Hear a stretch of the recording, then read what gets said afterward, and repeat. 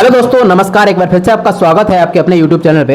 तो आज हमारे साथ बैठे हुए हैं अंकित सर, जो कि JRF क्वालिफाइड हैं और इसके साथ साथ अभी वर्तमान में BPSC TRE 2 से 9th-10th के हिंदी विषय के टीचर हैं। और हमारे साथ दूसरे साइड बैठे हुए हैं जितेंद्र दुबे सर, क्योंकि वे वर्तमान में 9th-10th के BPSC TRE 2 से हिंदी विषय के टीचर हैं। आज हम लोग इनसे जानेंगे कि TGT की कोई बंदा जो है तैयारी करना चाहता है 9th-10th स्पेशली फॉर हिंदी, क्योंकि दोनों लोग हिंदी के अभी वर्तमान में टीचर हैं और सर को काफ़ी ज़्यादा अनुभव है, क्योंकि JRF नेट क्वालिफाइड हैं ये 2022। तो ये भी अपनी वो स्ट्रेटेजी वगैरह बताएंगे कि क्या क्या कहाँ से पढ़ना चाहिए, कम समय में अच्छी तैयारी कैसे की जा सकती है। तो सबसे पहले हम लोग जानेंगे कि कौन कौन सी चीज़ें कहाँ से ये पूछा जाता है, क्या पोर्शन रहता है, पेपर आता कैसा है, ये थोड़ा सा हम लोग जानना चाहेंगे जितेंद्र दुबे सर। नमस्कार सभी को, सभी साथियों को। हम सबसे पहले आपको बताना चाहते हैं पूरा पेपर जो है 120 नंबरों में बना होता है और पहला पोर्शन जो इसका होता है 40 नंबर का GS पोर्शन आता है और 80 नंबर का आपका हिंदी का पोर्शन आता है जो आपका सब्जेक्ट का है। और आपको जो GS पोर्शन आता है ये भी आपका 5 भागों में बटा हुआ होता है। तो पहला भाग जो आता है राष्ट्रीय आंदोलन है, जो कि इसमें इतिहास मतलब बिहार के इतिहास का परिप्रेक्ष्य आपको थोड़ा सा ज़्यादा ध्यान देना पड़ेगा, क्योंकि बिहार का परिप्रेक्ष्य 1-2 नंबर का पूछ ही लिया जाता है। और उसके बाद ज्योग्राफी 8 नंबर का आता है, उसमें भी बिहार के परिप्रेक्ष्य से जो भी ज्योग्राफी बनता है क्वेश्चन उसमें 1-2 नंबर का आ जाता है। उसके बाद मैथ आपका 8 नंबर का होगा, वो आना है। साइंस आपका 8 नंबर का आना है और करंट अफेयर 8 नंबर का आना है। मैं पूछना चाहूँगा, जैसे कोई यदि है, आप जैसे कि आपने जैसे कि बताया भारतीय राष्ट्रीय आंदोलन, जिसमें से 8 नंबर का आता है, 1-2 नंबर का बिहार से पूछ लिया जाता है। ज्योग्राफी भी बिहार से 1-2 नंबर की पूछ ली जाती है, 8 नंबर का टोटली आता है। साइंस का आता है किस बंदे को कितना समय जो है किस सब्जेक्ट पे लगभग देना चाहिए, और करंट अफेयर्स कोई कहाँ से पढ़े, और मैथ्स जो है कहाँ से पढ़े। ये थोड़ा करंट अफेयर के लिए सर स्पीडी सफिशिएंट रहेगा और मैथ के लिए SD यादव अगर पढ़ लेगा बच्चा तो ठीक ठाक रहेगा, कोई दिक्कत नहीं है। बता दूं, जैसे कि जो भी सर जो है बुक वगैरह रिकमेंड कर रहे हैं उन सभी की लिंक मैं इसी वीडियो के डिस्क्रिप्शन में दे दूंगा, तो आप चाहें तो वो परचेज कर सकते हैं। ये किसी भी प्रकार का कोई भी प्रमोशन वीडियो नहीं है। SD यादव जैसे कि सर ने बताया, क्योंकि उसमें टाइप वाइज दे रखा है, मैंने भी पर्सनली वो बुक पढ़ी हुई है। हिंदी में जो हम लोग सब्जेक्ट में बात करते हैं 80 नंबर का जहाँ से पूछा जाता है, वहाँ से लगभग क्या क्या चीज़ें पूछी। हिंदी में सर 2 भागों में बटा होता है, एक ग्रामर में बटा होता है, एक हिंदी साहित्य में बटा होता है। तो हिंदी साहित्य का कभी कभी रोल 40% देता है, ये कभी कभी 60% दे देता है। यही काम ग्रामर में भी करता है, किसी में 40% का रोल दे देता है, किसी में 60% का रोल दे देता है। सर से जानना चाहेंगे, जैसे तो TRE 4 की जो है घोषणा कर दी गई है और ये कहा जा रहा है कि अगस्त तक में भी कंप्लीट कर लिए। तो अगर कोई तैयारी करना चाहता है तो सर बुक लिस्ट क्या रहेंगे। देखिए आपको नॉलेज है, JRF क्वालिफाइड हैं आप हिंदी से, तो अभी वर्तमान में सेवा भी दे रहे हैं हिंदी विषय के टीचर में, तो थोड़ा सा मुझे बता दीजिए बुक लिस्ट क्या रहेंगी और कम समय में अच्छी तैयारी कैसे की जा सकती है। जैसे व्याकरण के लिए हिंदी व्याकरण एवं रचना जी, वो डॉक्टर वासुदेव नंदन प्रसाद ने लिखा है जी जी, और बहुत ही ऑथेंटिक है, गलतियां बहुत कम हैं उसमें।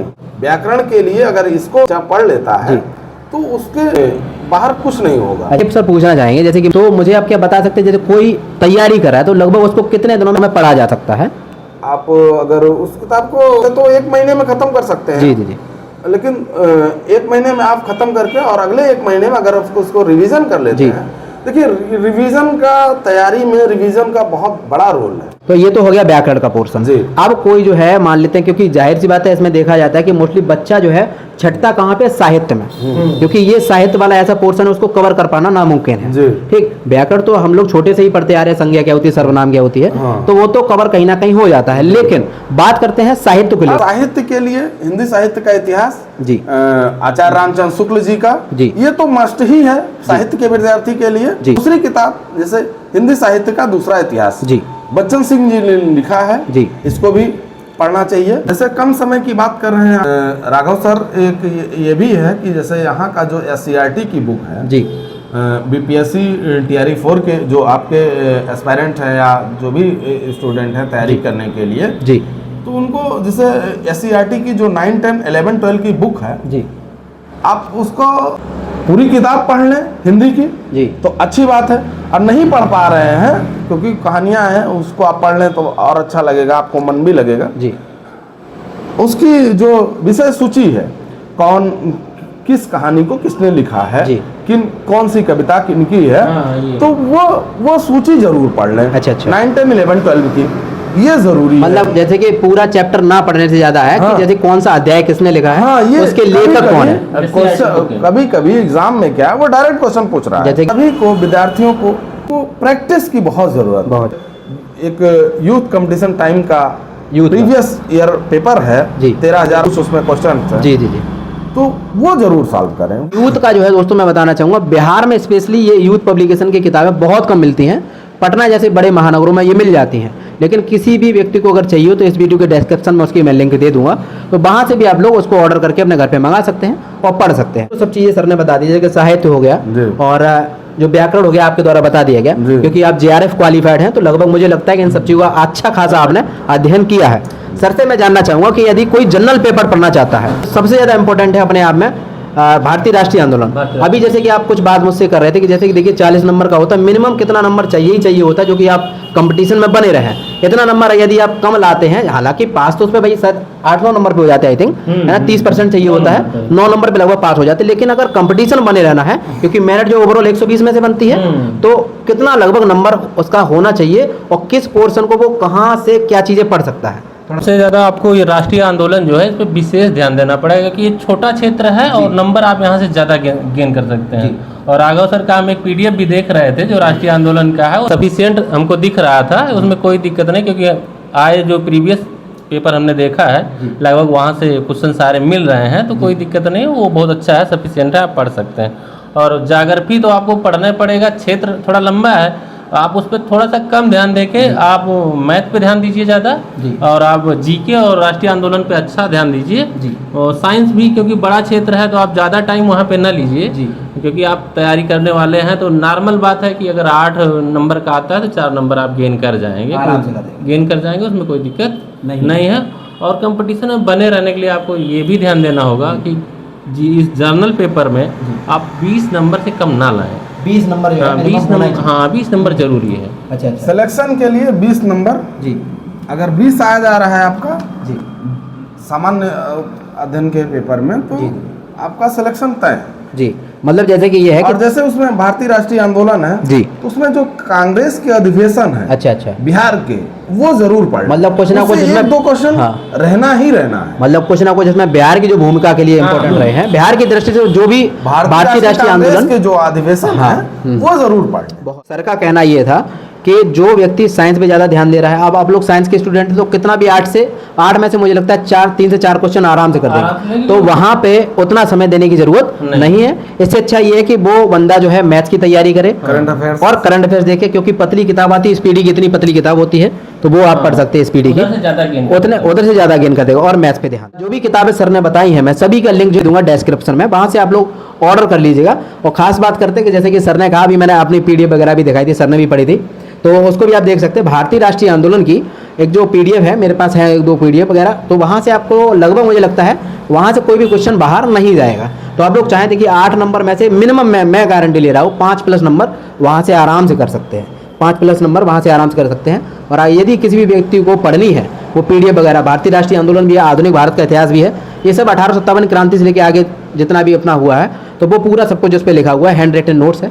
तो जिस व्यक्ति को लेना है वो अगर पढ़ना चाहे, इच्छुक है, मैं यहाँ कोई बेचने नहीं आया हूँ, कोई भी व्यक्ति यदि लेना चाहता है तो ये जो मेरा UPI नंबर आ रहा है, कॉलिंग वगैरह नहीं लगेगा, व्हाट्सएप ओनली है, इसमें केवल व्हाट्सएप ओनली है, कॉल के लिए नहीं है ये। तो इस पर वो अपना केवल 29 रुपये पे करके, केवल 29 रुपये पे करके इस पोर्शन को अपना बहुत बेहतरीन ढंग से पढ़ सकता है। तो ये चीज़ आप लोग ले सकते हैं। बाकी पेमेंट करने के पश्चात में इसी नंबर पे व्हाट्सएप पे आप स्क्रीनशॉट शेयर कर दीजिएगा, मैं तुरंत जो है आपके पास नेक्स्ट मिनट में ही PDF जो है आपको प्रोवाइड कर दूंगा, तो वहाँ से आप पढ़ सकते हैं। तो काफ़ी ठीक बताया सर ने, और ये सारी चीज़ें जैसे किताब वगैरह बताई, स्ट्रेटेजी वगैरह बताई। अच्छा सर, एक चीज़ और जानना चाहेंगे आपसे, तैयारी करते के टाइम पे हम लोग, जाहिर सी बात आज के टाइम जो है थोड़ा सा हम लोग डिजिटल मीडिया पे ज़्यादा फोकस करते हैं, कोई सर ऐसा मतलब चैनल जो आपने उस टाइम पे फॉलो किया हो?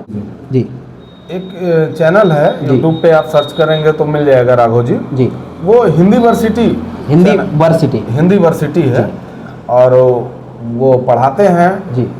सर का नाम बताना चाहेंगे सर? मोहम्मद नूरुद्दीन परवेज। अच्छा, मोहम्मद नूरुद्दीन अंसारी के नाम से फेमस है जी, डॉक्टर अंसारी के नाम से फेमस है जी, और उनका पूरा नाम है मोहम्मद नूरुद्दीन परवेज। अच्छा, तो इसकी भी जो सर जो चैनल बता रहे हैं इसकी भी डिस्क्रिप्शन पे लिंक दे दूंगा।